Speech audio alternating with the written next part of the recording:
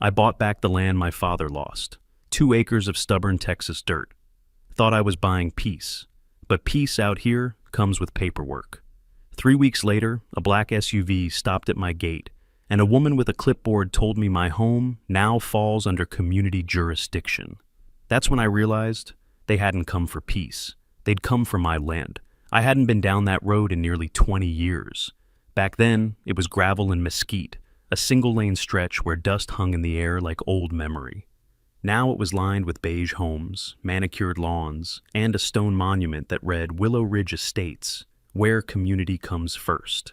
Still, when I turned off onto the dirt path that led to my father's old place, something in me settled. The smell of cedar and dry grass hit me like a flashback I didn't ask for. For the first time in years, I felt quiet. The house looked worse than I expected. The porch had sagged nearly a foot. Windows boarded over. Roofline bowed under the weight of time. The front yard was swallowed by thorn brush and wild mesquite. The kind of growth you can't mow, only burn. But I could see the bones. The same way a soldier looks at a ruin and imagines a fort, I could see the outline of what it once was. My father built this house with a hammer, a beer, and too much pride. He didn't believe in credit cards or handouts. He used to say, "Land's only yours as long as you're willing to bleed for it." He bled plenty. And for years, so did I. Just not in the same way. After he died, the property was swallowed by bank paperwork and unpaid taxes. By the time I got out of the hospital in El Paso, long story, not a happy one, the place was gone, foreclosed, until last spring. I found it listed under abandoned rural asset, hidden 3 pages deep on a government auction site. No bidders, no interest, just a parcel number and a price that felt like a challenge. I paid in full. No loans, no partners. Every dollar I'd earned investigating insurance fraud, catching people who burned their own homes for profit, went into buying back the dirt my father had kept clean. When I parked in front of it that first morning, I didn't see rot. I saw a second chance. The door stuck but gave way after one hard shove. The smell of dust and mildew rushed out. Inside, the air was heavy, still. I walked through each room like a ghost with nowhere else to be. The old kitchen window was cracked from a BB gun I fired when I was 10. The wallpaper, pale blue with horses running across the pattern, was still there, faded but hanging on. In the shed out back, under a pile of scrap metal, I found my father's hammer. The handle was split, initials carved deep. J.M. Jack Mercer. I ran my thumb along the groove of those letters until the dirt came off on my skin. Somehow, it felt like a handshake across time. That night, I slept on the floor with the sound of crickets and coyotes drifting through the walls. The air smelled like freedom, rough, imperfect, real. Morning came with work. I cleared the brush first, sweating under the Texas sun until my arms went numb, fixed what was left of the fence, patched holes in the siding, rewired a breaker box the raccoons had claimed as theirs. Every swing of that hammer sounded like memory made solid. By noon, an old pickup rattled down the dirt road. The man behind the wheel wore a straw hat, gray beard, and the kind of eyes that have seen both drought and flood. He rolled down his window. "Didn't think anyone had come back to this patch," he said. "Guess I'm stubborn enough," I told him. He smiled. "Name's Ray, live a mile west. Your old man and I traded feed back in the day. Hard worker, harder head." He handed me a thermos of black coffee. "Watch those HOA folks north of here," he added. "They'll claim air rights if you let 'em." I laughed. I thought he was joking. By sunset, I'd cleared half the fence line and lit a burn pile that glowed like the end of a long prayer. The smoke curled upward, red and gray against the twilight. I sat on the porch steps, sore, blistered, but proud. For the first time in a long while, I wasn't chasing liars or paperwork. I was building something honest, something mine. I told myself the world couldn't reach me here, that out past the highway and the subdivisions, a man could still live by his own rules. And for a few weeks, I believed that. Until the day the SUV stopped at my gate, and everything I thought I owned was suddenly up for debate. I woke the next morning sore in places I hadn't felt since my 20s. The kind of pain that doesn't complain. It just reminds you you're still alive. Coffee tasted stronger out there, or maybe I just needed it more. Either way, with that old thermos from Ray and a sunrise pulling gold across the pasture, I felt like I was doing something a man ought to do. earning sunrise with sweat. I don't know when this world shifted toward comfort being a goal. I was raised believing comfort was a reward, not a lifestyle. Back then, if you didn't work, you didn't eat. Simple math, honest math.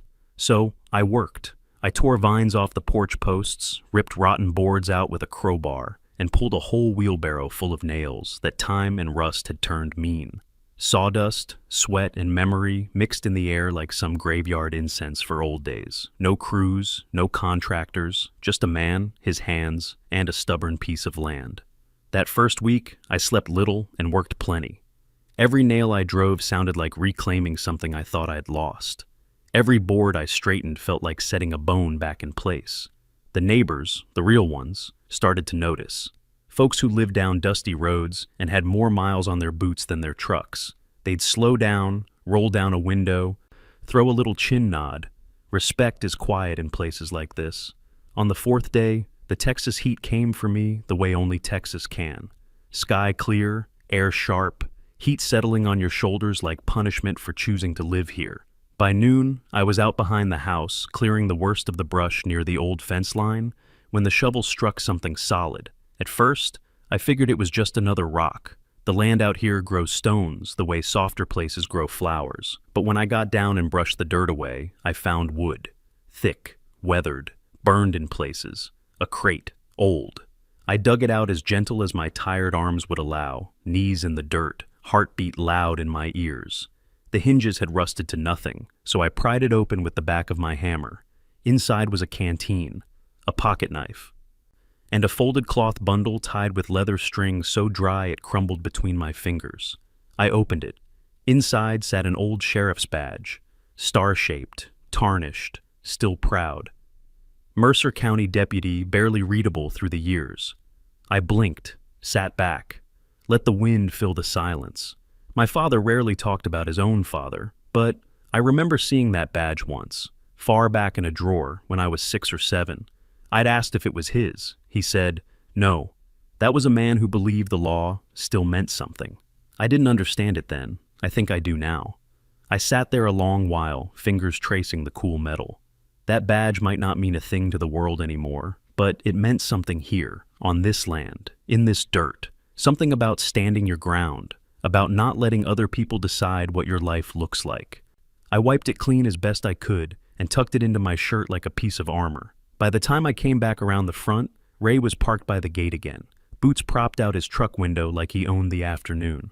Boy, he called, you look like you crawled through a chimney and a cattle chute same time. I grinned. Feels about right. He tossed me a sandwich wrapped in butcher paper. Figured you don't stop for lunch. I didn't. He knew it. As we ate, Ray stared out over my land, or what would be my land once I whipped it into shape, and he nodded slow. You keep this up, he said. They'll notice. Who? He took a long sip of whatever was in his thermos, coffee or whiskey, impossible to tell with men his age, and looked toward the distant roofs of Willow Ridge. Those folks who don't like anything they can't control. I chuckled.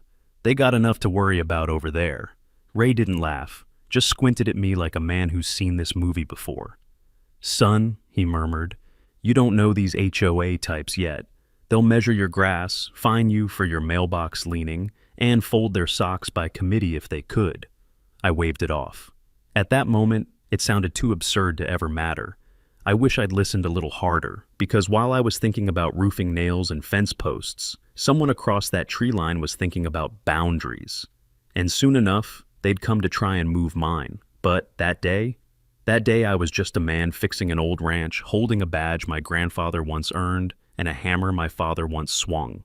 And for a brief, quiet moment, I thought history was something you built on, not something you had to defend. 3 weeks passed before anything strange happened, long enough for me to think maybe Ray had been wrong about those people who can't stand what they can't control. The place was shaping up nice. Fence painted, porch rebuilt, roof sealed tight. I'd even put up a new mailbox. Black, simple, no number. Didn't feel like advertising. Then, one afternoon, I saw the dust trail first.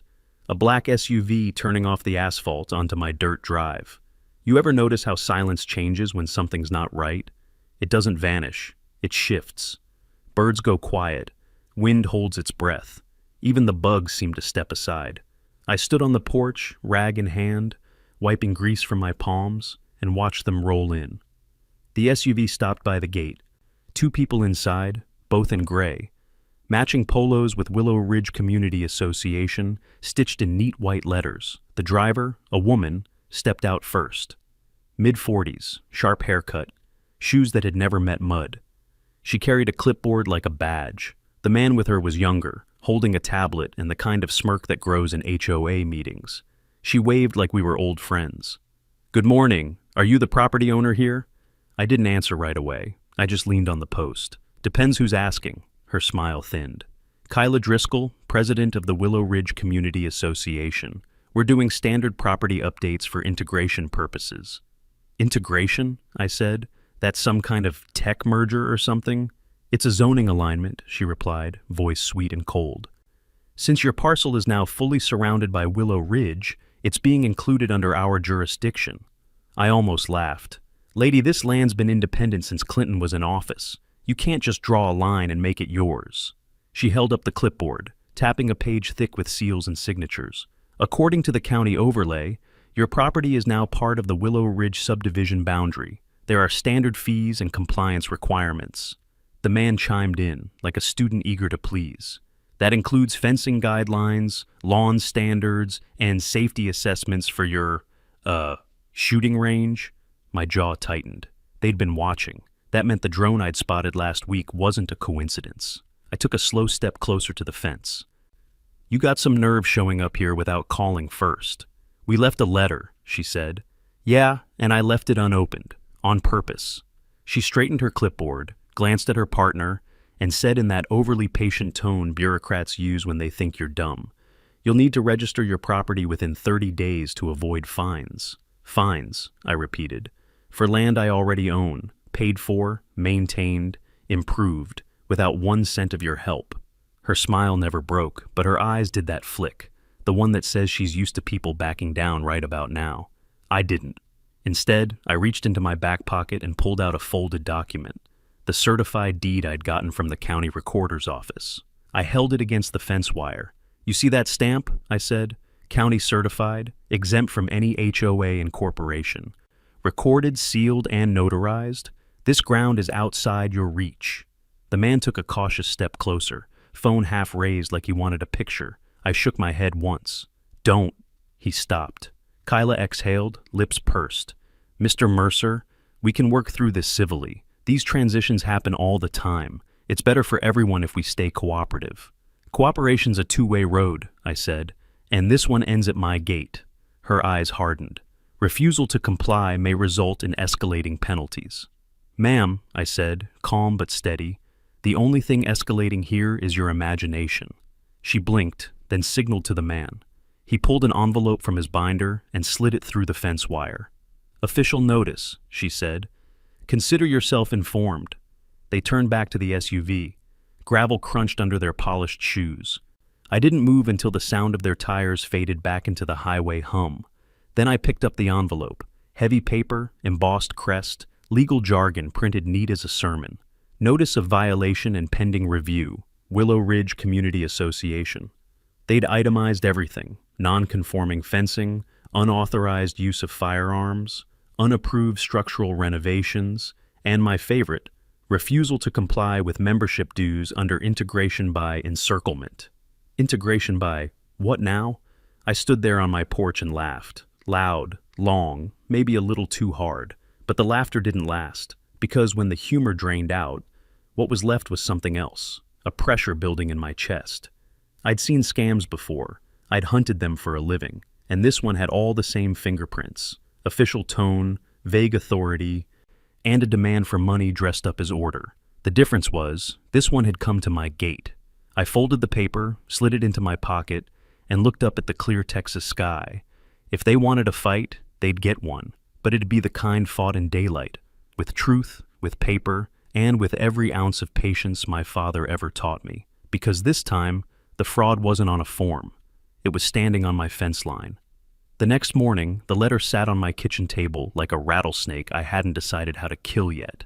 I made coffee, stared at it for a long time, then finally opened the damn thing again.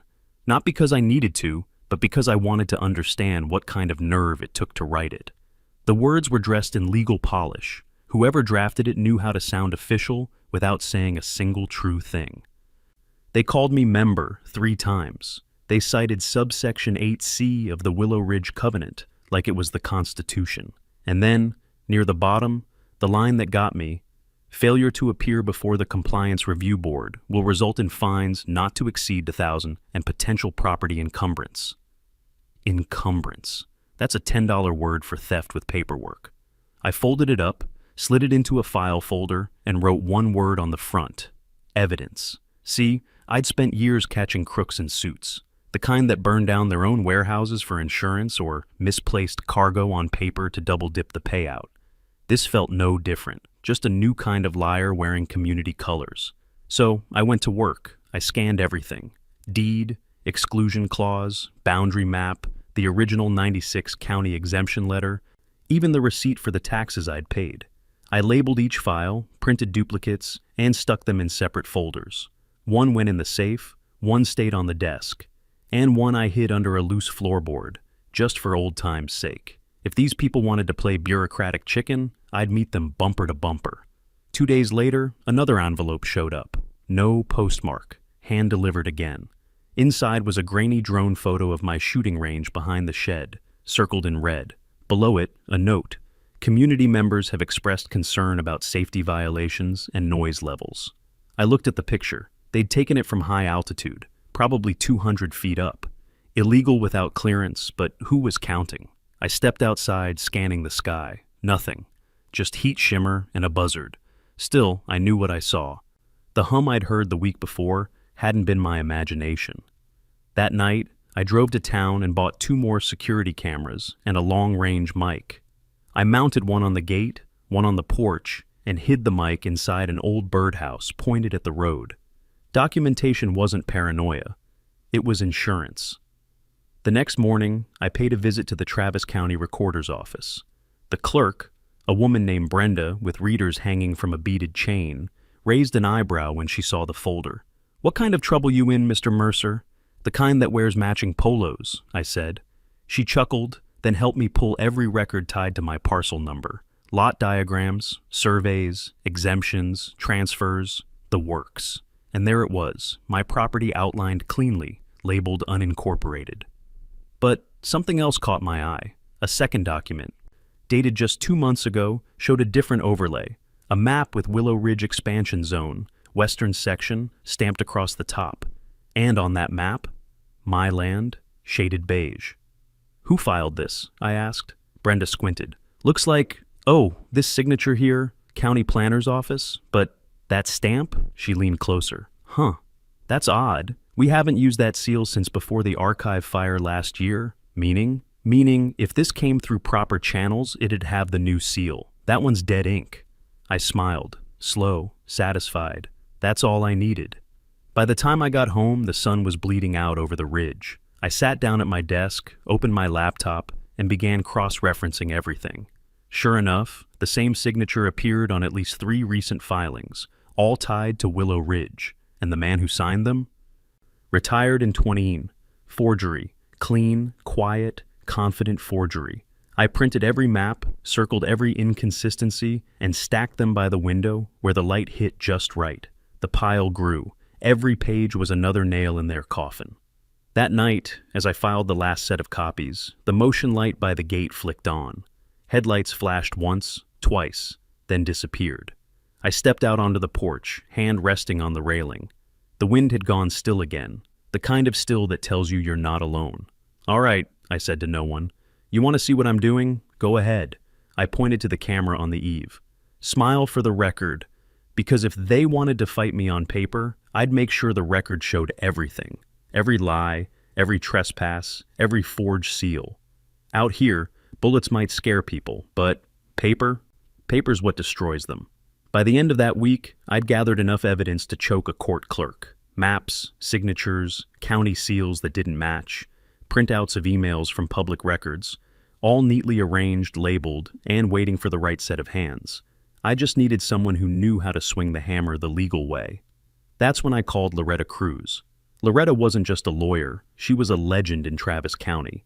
Small frame, silver streak in her hair, and eyes that could cut through a tax code faster than a buzzsaw through pine. She used to prosecute elder fraud cases until she realized half the people she was fighting worked for the city. After that, she went private, and the HOAs learned to whisper her name like a curse. When I walked into her office, she didn't offer a handshake, just pointed to the chair across from her and said, "Start talking." So I did. From the first letter to the forged map, from the drone to the so-called compliance summons. She listened without interrupting, her pen scratching across a yellow pad. When I finished, she flipped through my folder, her brow lifting a fraction at the sight of the fake seal. "Well," she said finally, "they stepped in it deep. That's forgery, right? Forgery, fraud, attempted property seizure. Depending on who signed what, we might even be staring at a RICO-level conspiracy." I blinked. "RICO? That's mob territory." She smiled faintly. "You'd be surprised how much organized crime looks like homeowners associations these days." Loretta stood, walked to a filing cabinet, and pulled out a thin, well-worn folder. She tossed it onto the table. "Willow Ridge has been on my radar for a while. Harassment complaints, questionable fines, intimidation tactics, nothing that stuck until now." She tapped the folder in front of me. "What you've got here, this is proof." I exhaled, slow. "So, what's next?" "Next, we play by their rules, but better." She outlined the plan like a general before a battle. Step 1, file a formal request with the county for certified boundary verification, forcing the real surveyor's office to confirm that my parcel was still exempt. Step 2, send a preservation notice to the HOA's attorney, warning them that destruction of any records related to zoning, integration, or annexation would be treated as obstruction of justice. Step 3, build a timeline. Every visit, every letter, every drone photo, every time they crossed my gate. "We don't shout," she said. "We document, because the moment they realize they've been caught, they'll start covering their tracks. And when they do, that's when I strike." Her voice had steel in it, not loud, just certain. She slid my folder back toward me. "You hold on to this like it's gold. Make copies, keep one off-site, and Mr. Mercer, yeah, don't lose your temper. They're hoping you will. HOA boards don't know how to handle calm men. They only know how to weaponize anger." I nodded. "I can do calm." But truth be told, my blood was already simmering. That night, I filed the first set of paperwork with the county clerk, digitally and in person. Loretta emailed me copies of the legal letters she'd drafted, short, sharp, and designed to make any half-honest lawyer break into a sweat.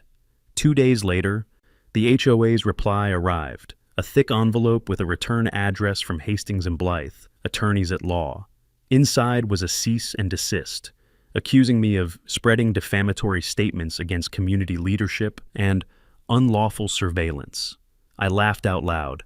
They were trying to flip the script. Classic move. I sent the whole thing to Loretta. Her reply came 5 minutes later. "Perfect. They just admitted surveillance exists. That helps us." The next day, she filed an intent to sue notice for harassment, trespass, and attempted fraudulent annexation.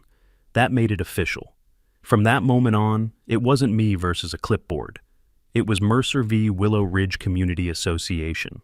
I didn't celebrate. I just went out to the shed, sat on the workbench, and looked at my father's hammer resting in the corner. "Looks like we're building again, old man," I said under my breath. "Just not the way you used to." Out past the tree line, the subdivision lights flickered on one by one, perfect little squares of conformity. And I realized something. They weren't just trying to claim my land. They were trying to erase what it stood for. Independence, work, and the kind of peace you have to earn. But they'd picked the wrong man to test. Because I'd spent years tearing down scams.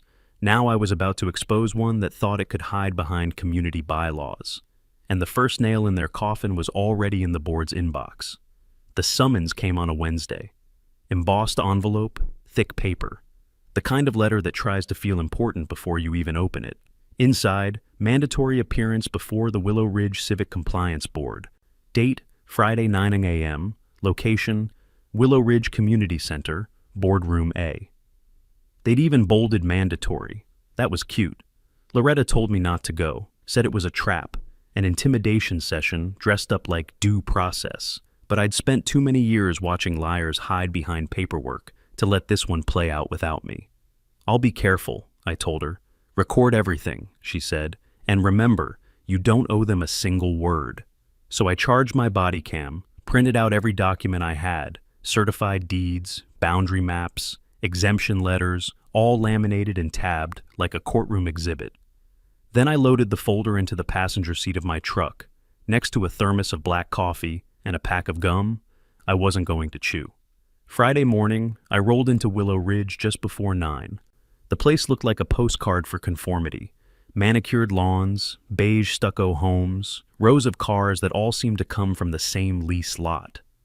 The community center sat at the end of a cul-de-sac, all fake Tuscan arches and solar panels. Inside, the air was cold, not from the AC, but from the way people looked at me.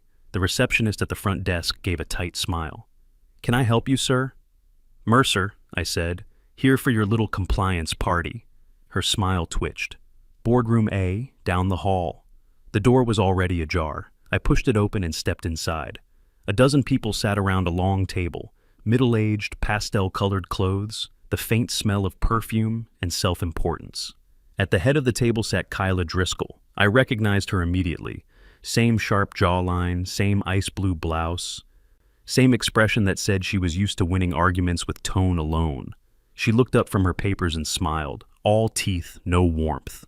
"Mr. Mercer, you weren't on the attendance list?" "I figured that was an oversight," I said, pulling out a chair at the far end and setting down my folder. The room went still. You could feel it, that ripple of discomfort when someone doesn't play by the unspoken rules. One man 2 seats down cleared his throat.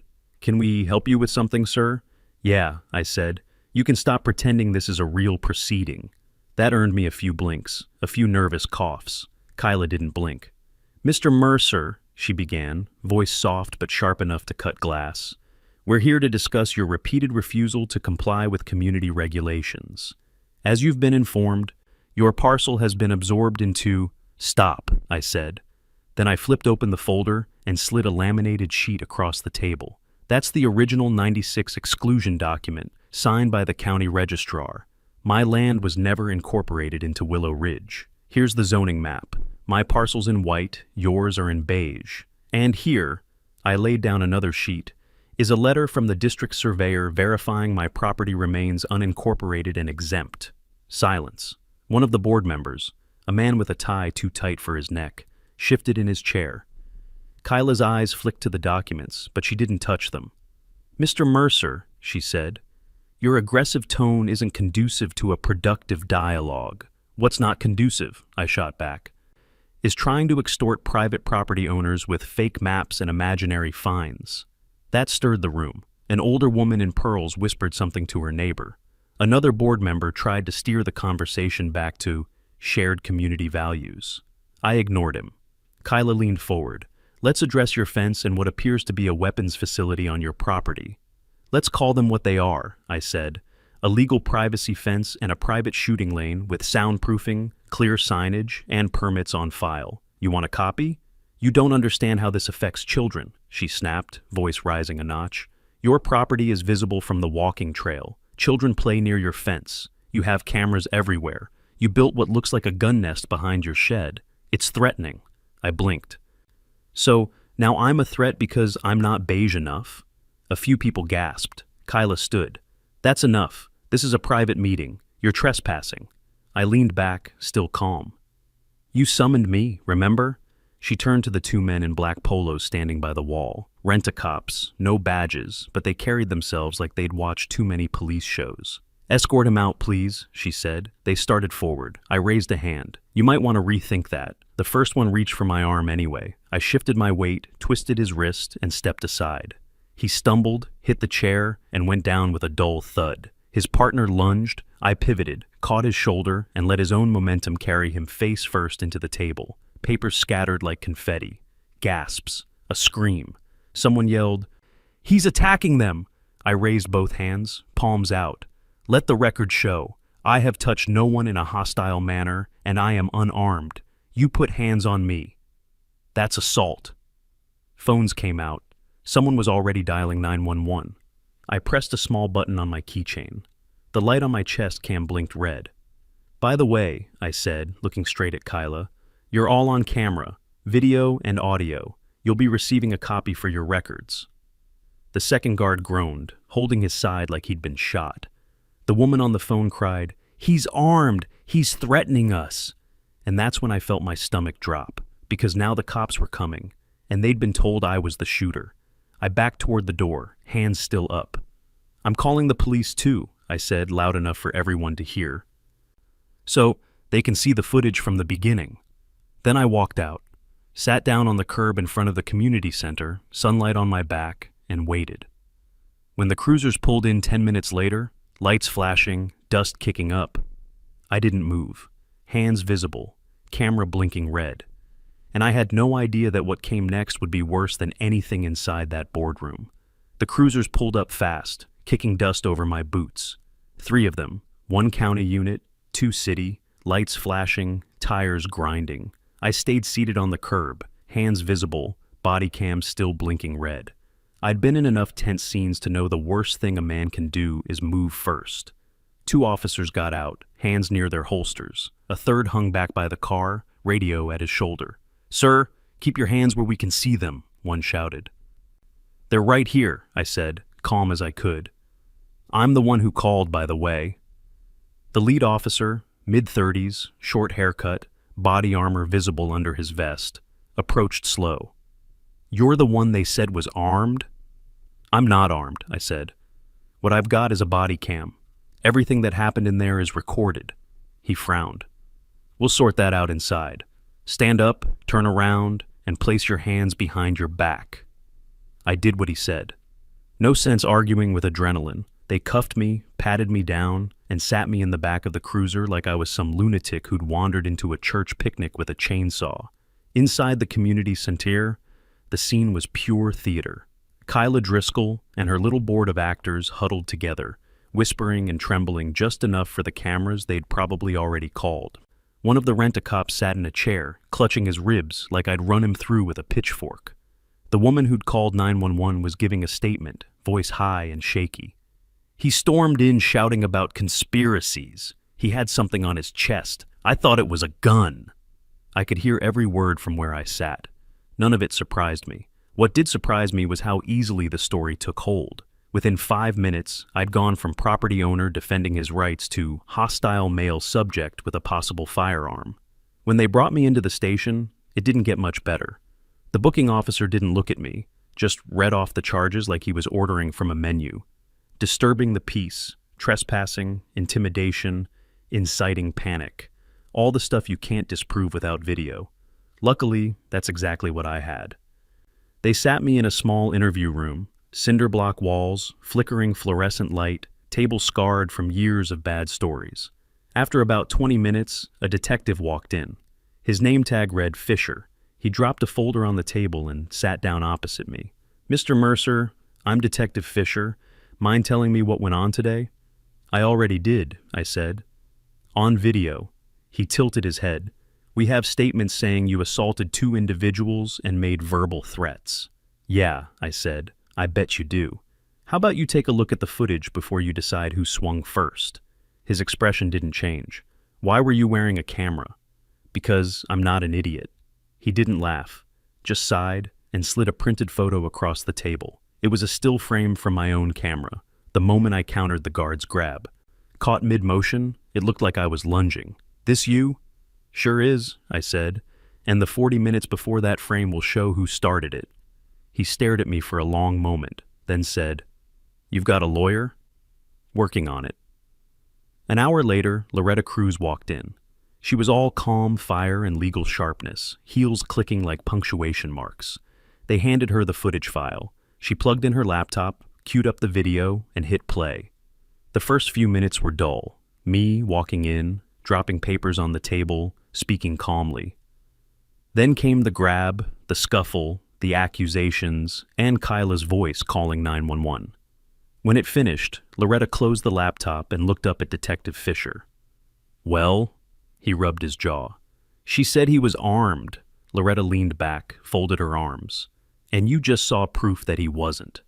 You also saw two unlicensed guards initiate physical contact with a private citizen during an illegitimate meeting. You want to add false reporting and assault to the list, Detective? He sighed. I'll review it with the DA. Loretta turned to me. You're free to go. They uncuffed me an hour later. No apology, no handshake, just a form to sign and a warning. Don't go back there. I walked out into the parking lot, the sun already setting. The air felt thicker somehow, not from heat, but from something meaner. When I got home, I poured a double shot of whiskey and sat at the kitchen table, watching the security feeds on my laptop. The fence, the gate, the driveway, all quiet. Too quiet. That's when it hit me. This wasn't a random spat. The fake map, the drone, the letter, the ambush, it was all part of a bigger play. They wanted the land, and they were willing to lie, forge, and weaponize fear to get it. I opened a new folder on my computer, labeled it Transparency Initiative. Then I uploaded every second of body cam footage, unedited, to a public Google Drive, shared the link with local reporters, HOA watchdog blogs, and a few Reddit threads known for digging up truth like bad weeds. Within 24 hours, the clip hit 10,000 views. By 48, it was viral. Titles like HOA President Calls Cops on Innocent Landowner and Body Cam Footage Exposes False 911 Report started circulating. Kyla's name was out there now, and that, I knew, was going to sting worse than any lawsuit. But I wasn't celebrating, because I knew people like her don't retreat, they regroup.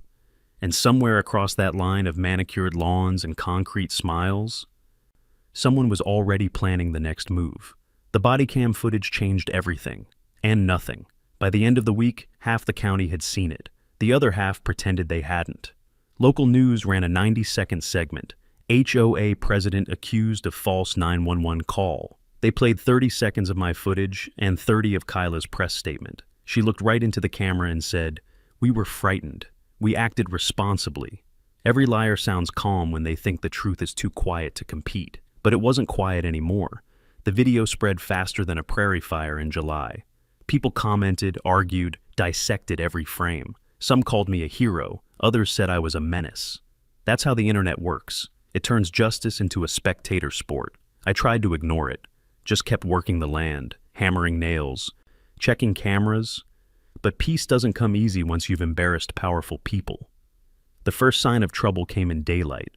I was fixing the gutter when I noticed a pair of folks in neon vests walking the fence line, clipboards, phones out. At first, I figured county assessors, but when I zoomed in with my binoculars, I saw the logo printed across their backs. Willow Ridge Neighborhood Safety Patrol. Cute. They weren't police, they weren't county, just volunteers with an inflated sense of purpose.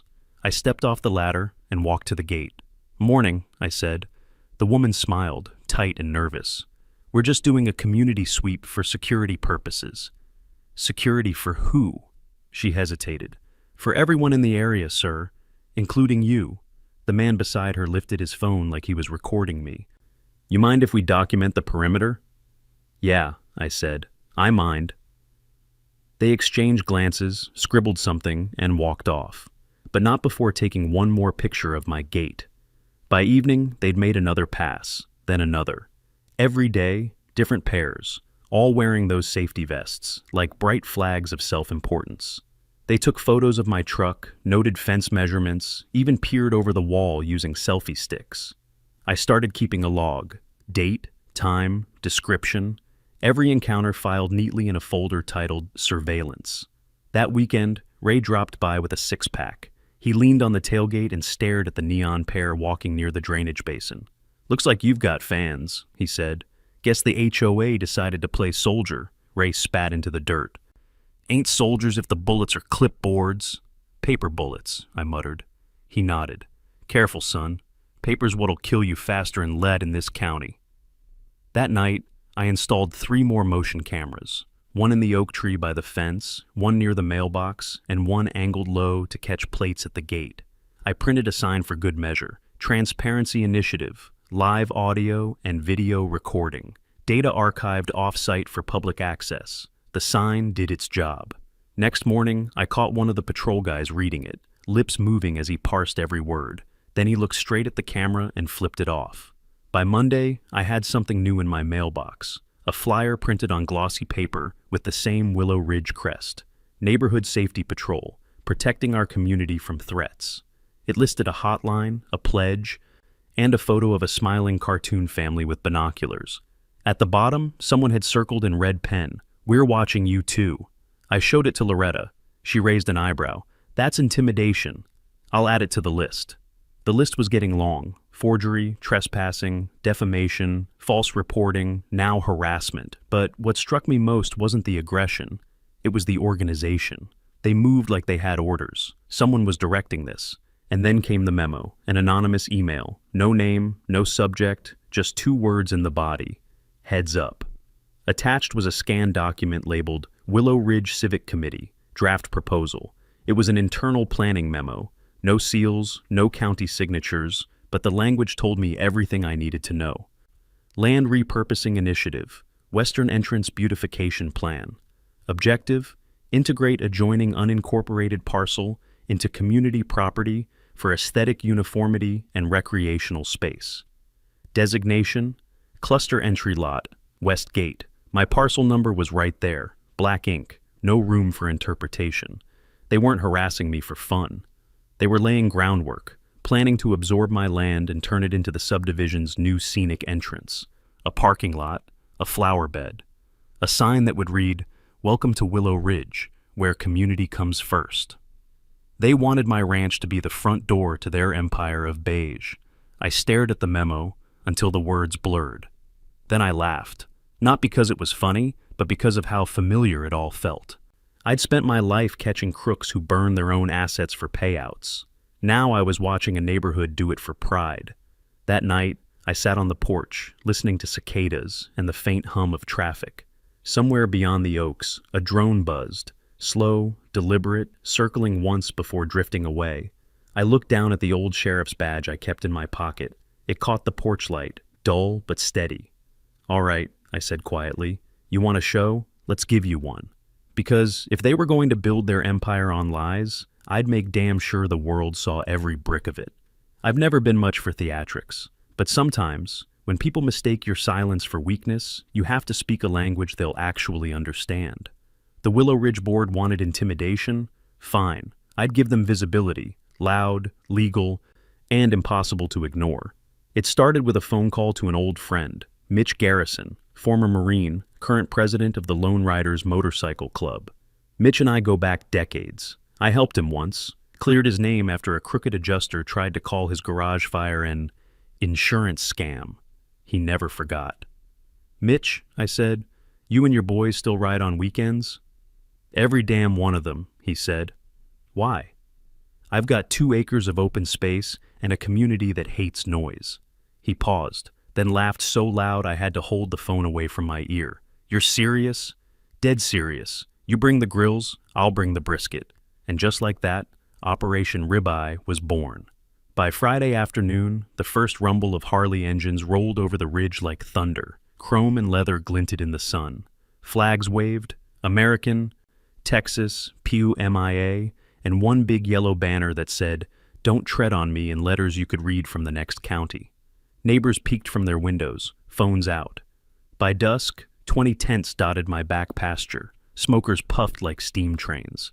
A makeshift stage went up with an old karaoke rig, and someone wired floodlights to my generator. It was loud, proud, and 100% within the law. Loretta had reviewed every county ordinance ahead of time. Decibel levels, within limits. Fire pits, permitted. Guest event, temporary and registered. Alcohol, BYOB, no sales. We were ironclad. By Saturday morning, the sound of revving engines carried all the way into Willow Ridge proper. You could almost feel the HOA board twitching. Around noon, Kyla Driscoll herself arrived. Pearl earrings, tailored gray suit, clipboard in hand. She stood at my gate like a missionary facing a heathen village. "Mr. Mercer," she said, voice sharp enough to cut tin, "you are in violation of community noise standards." I flipped a burger, handed it to one of the riders, and said, "Community standards don't apply here, remember?" Her nostrils flared. "You are disturbing the entire western sector." I smiled. Didn't know HOA rules applied to sovereign land. This is a residential neighborhood, not a... She waved toward the campers, the motorcycles, the crowd singing Sweet Caroline off-key. A tailgate for degenerates. Right on cue, one of the bikers revved his engine in time with the chorus. Ba, ba, ba. I leaned on the fence. We're under the decibel limit, ma'am. All permits filed, trash in bins, fire pits contained, no alcohol sales. Fully compliant with county ordinances. I handed her a notarized copy, just to watch her face tighten. Good luck shutting us down, I added. We're just Americans enjoying a legal barbecue. Her voice dropped to a hiss. You're mocking this community. No, I said, just reminding it what freedom looks like. She stormed off without another word, muttering something about calling the sheriff. Good. I'd been waiting for that. An hour later, 2 county cruisers rolled up, one of them driven by Sheriff Colton Reeves, a grizzled man who looked like he'd been carved out of oak and baked under the Texas sun. He stepped out, thumbs hooked in his belt. Afternoon, Jack, he said. What's the occasion? Private social event, Sheriff, I said. Temporary gathering, all paperwork in order. You want a burger? He glanced around. The tents, the flags, the laughter, the smokers. Then over at Kyla, who was already mid-speech about illegal disturbance and reckless endangerment. Reeves rubbed his jaw. You serving booze? No sales, just personal use. He nodded. Any firearms out? All locked in the shed. Range closed. He grunted. Technically legal, he said, turning back to Kyla. Just real annoying. I smiled. That's the spirit. He chuckled, tipped his hat, and told her, Nothing I can do, ma'am. Kyla's face went pale, the kind of pale that looks like a storm holding itself back. She spun on her heel and marched off. By sunset, someone had posted a video of her confrontation online. The caption read, HOA president tries to shut down legal BBQ, gets schooled by sheriff. The soundtrack? Another one bites the dust. By Sunday morning, it had 1 million views. But I didn't throw a party for the attention. This wasn't about humiliation. It was about exposure, because people don't believe abuse until they see it with their own eyes. That night, I sat by the fire pit while the riders swapped stories and guitars passed around like peace pipes. For the first time in weeks, the place felt alive. Not like a target, but a home. When the last of the engines faded into the distant Sunday night, I stood by the gate watching dust settle over the road. Quiet again, just how I liked it, except for the envelope taped to the gatepost. White, crisp, expensive paper. Inside, a letterhead from Hastings and Blythe, attorneys at law. Cease and desist notice. You are hereby ordered to immediately discontinue distribution of defamatory statements, unauthorized release of internal community documents, and unlawful harassment of Willow Ridge board members. Failure to comply will result in immediate legal action. At the bottom, in neat blue ink, CC, Kyla Driscoll, President, Willow Ridge Community Association. I folded the letter and slipped it in my pocket. The fire behind me crackled, sparks flying up into the night sky. They still didn't get it. This wasn't about noise. It wasn't about fences or maps or dues. It was about control and what happens when they lose it.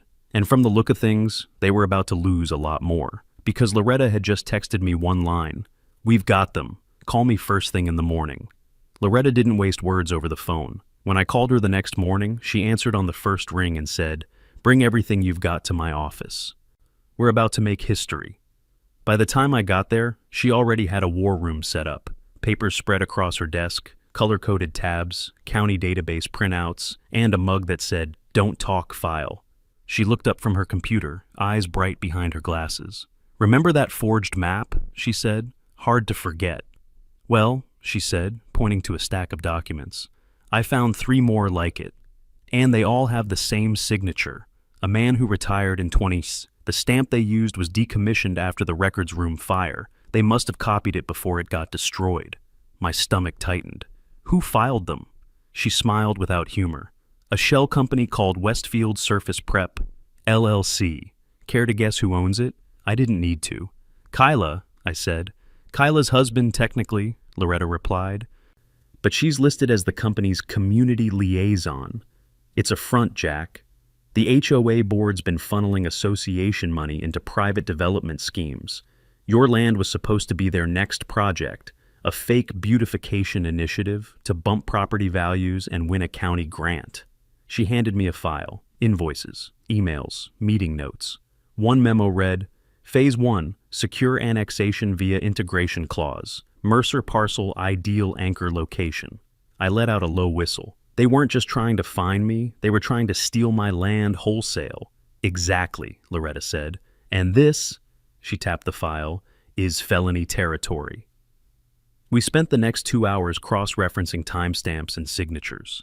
Every forged document pointed to the same digital trail, an HOA computer, a single user ID, and a timestamp that placed Kyla in the system after hours. Loretta's grin widened.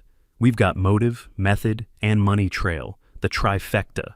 She called her contact at the district attorney's office, a man named Kevin Adair, whom she'd worked with years ago on a fraud case. He agreed to meet us that afternoon. The DA's office sat downtown, brick building, no nonsense. Adair was mid-50s, barrel-chested, with that tired look prosecutors get from spending too long watching good people get buried in bad paper. Loretta laid out the evidence like a magician revealing the final card. When we finished, he leaned back in his chair, tapping a pen on his desk. This is solid, he said. Forged seals, fraudulent filings, misappropriation of HOA funds. It's a full-blown criminal enterprise. You sure you want to take this public, Mr. Mercer? It's going to get ugly. I nodded. It's already ugly. I just want it honest. He smiled. Fair enough. We'll open a formal investigation. But I need one thing from you. Don't engage with them again. No confrontations. Let us do it clean. I promised I would, and for once, I meant it. That evening, Loretta filed the preliminary civil suit while Adair's team began drafting the criminal warrants. By the next morning, subpoenas were out, not just for Kyla, but for the entire board. The reaction was instant. I woke up to 20 missed calls, 3 voicemails from HOA members, and 1 very loud knock on my gate. It was Ray. He waved a newspaper at me. You seen this? Front page. Forgery allegations, Rock Willow Ridge HOA. Below that, a photo of Kyla, looking like someone had just told her the empire she built was made of wet cardboard. The article quoted anonymous sources, confirming a county investigation into zoning fraud and falsified annexation filings. Public opinion flipped overnight. The same residents who once clutched their pearls at my non-conforming fence were now demanding refunds, audits, resignations. The HOA board held an emergency meeting that night. It didn't go well. According to a live stream one resident secretly filmed, Kyla tried to claim she was being framed. Her husband shouted about misunderstandings. Then a man at the back, a contractor who had built the subdivision's retaining walls, stood up and waved an invoice. "This your signature?" he yelled. "Because I've been waiting 6 months for payment." The room exploded. Loretta called me the next morning. "They're eating each other alive," she said. The DA's office has issued 3 search warrants. One for the HOA office, one for Kyla's home, and one for her husband's company. Anything else? I asked. She hesitated. Yeah, the guards, the rent-a-cops who jumped you. One of them flipped. He's testifying that Kyla told them to provoke you on camera so they could file a restraining order. I let out a long breath. That's poetic. Later that week, news crews camped outside Willow Ridge's gated entrance. Cameras, microphones, satellite vans, the full circus. They filmed boxes of records being carried out by deputies, neighbors shouting over fences, a "for sale" sign already planted on Kyla's immaculate lawn. I didn't go down there, didn't need to. The truth was finally doing the heavy lifting. Instead, I spent that afternoon on my porch, watching the wind push through the pecan trees I'd planted that spring. It was quiet again. Not the uneasy kind, but the earned kind. Loretta stopped by with a bottle of champagne. "The county's filing formal charges," she said. "Forgery, conspiracy, obstruction, and misappropriation of funds. The board's dissolved pending investigation. You, my friend, are officially in the clear." I poured 2 glasses. "To paperwork," I said. She laughed. "To proof." The sun dipped low, painting the horizon gold. For the first time in months, I let myself believe it might really be over. But deep down, I knew people like Kyla don't go quietly. And when pride falls apart, it doesn't land soft. By the time the arrests happened, the story had already gone national. News trucks camped outside the Willow Ridge sign. Drone footage showed deputies hauling boxes of files out of the HOA office, while neighbors watched from their perfect porches, clutching coffee mugs that said love, laugh, love. Kyla Driscoll was led out in handcuffs, wearing a silk robe and sunglasses too big for her face. The cameras loved it. Local stations looped the footage for days. HOA president arrested in forgery and fraud investigation. Her husband got picked up the same afternoon for falsifying business records.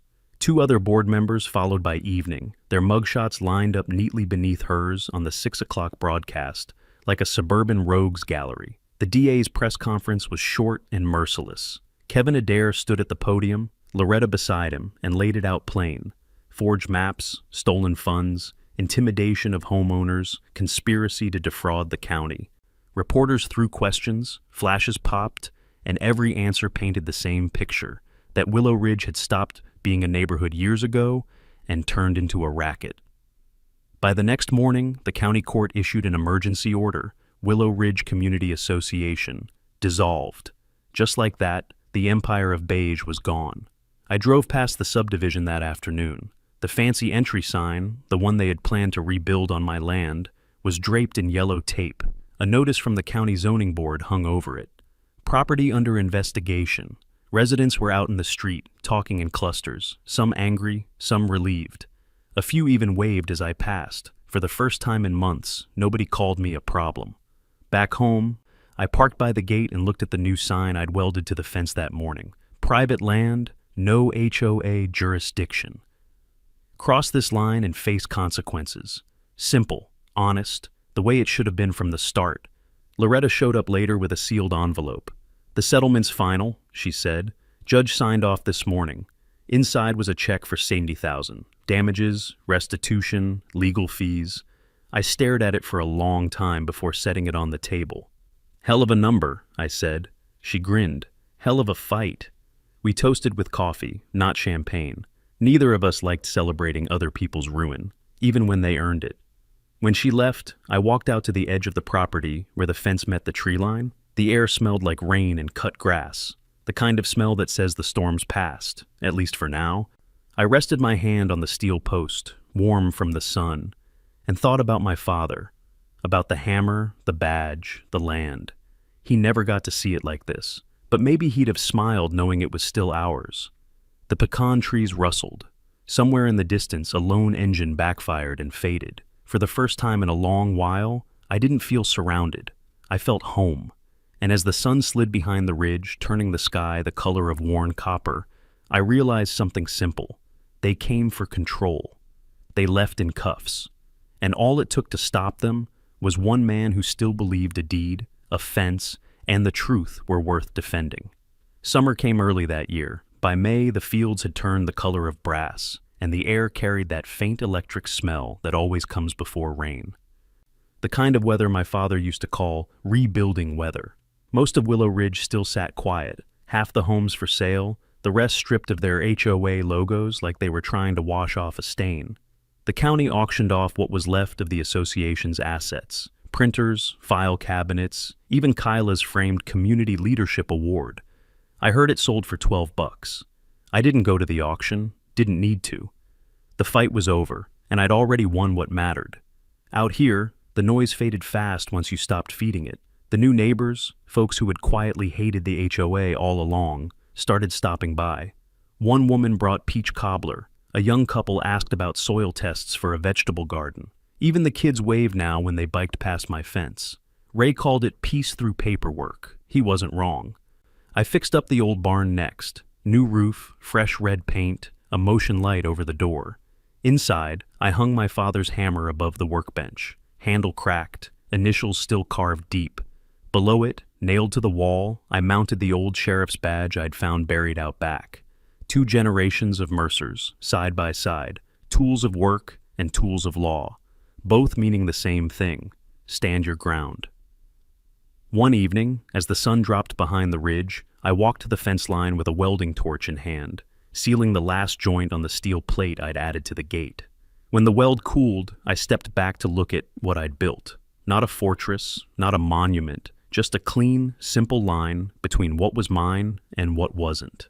Loretta came by a few days later. She'd swapped her suit for jeans and boots. Said she was trying out retirement. We sat on the porch, sipping sweet tea, watching fireflies blink in the dusk. "You ever think about selling?" she asked. "Not a chance," I said. "Took me half a lifetime to buy it back. Might as well die here," she smiled. "You'll have offers, you know. Folks love a story like this. The man who beat the HOA. They'll want to turn it into a book or a movie," I chuckled. "Then they'll miss the point." "What's the point, Jack?" I thought about it a long moment before answering. "That land isn't valuable because I won it. It's valuable because I worked for it, because my old man bled for it, because it's ours." She nodded, quiet. "Good answer." The crickets started up, a steady pulse under the wind. The stars came out one by one. Later, after she left, I sat out there alone. No spotlights, no reporters, no fences being measured by strangers in vests.